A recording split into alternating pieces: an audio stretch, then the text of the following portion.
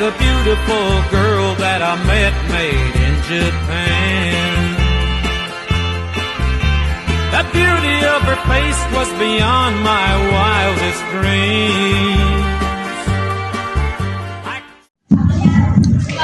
Pengen ero tak apa iku tembang mocopat. Ayo. Assalamualaikum warahmatullahi wabarakatuh.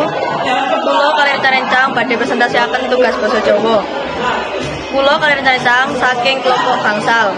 Kenalaken nami kulo Salmadia Nabila, absen 32. Kulo Saudaranti saking absen 25. Nami kulo Nasari Langga Imani saking absen 15. Kami kula Muhammad Najila Bagadi absen 25. Tembang mocopat yaiku geguritan tradisional Jawa sing diwaca kanthi cara ditembangake utawa dilakokake manut paugeran utawa patokan tertentu, yaiku guru gatra, guru lagu, lan guru wilangan. Umume ana 11 jenis tembang mocopat. Asal usul tembang mocopat.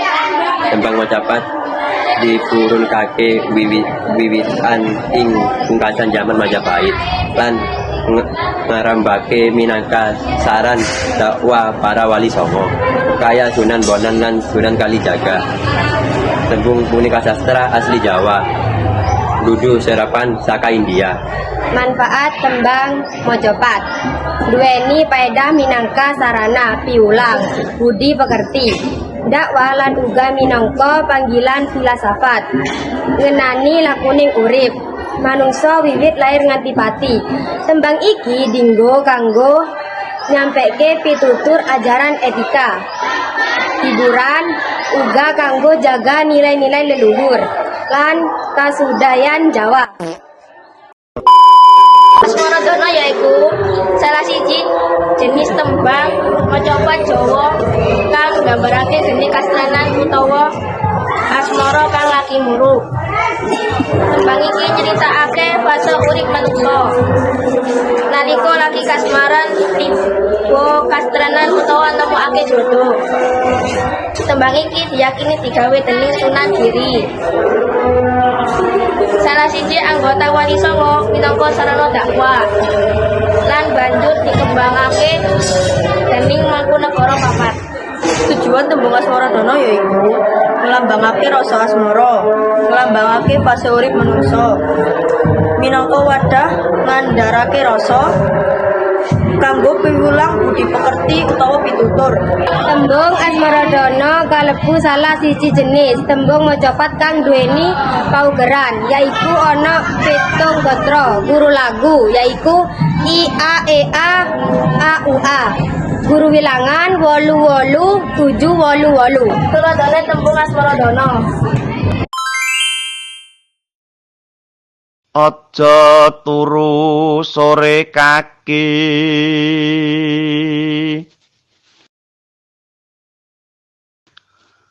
ana dewa nganglang jagat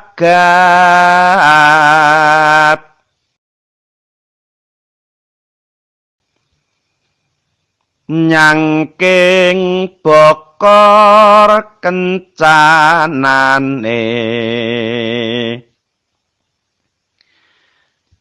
isine donga tetulak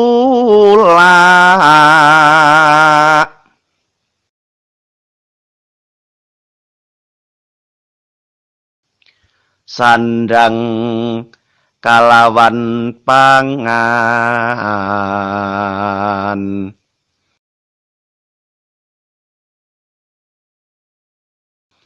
yaiku bagianipun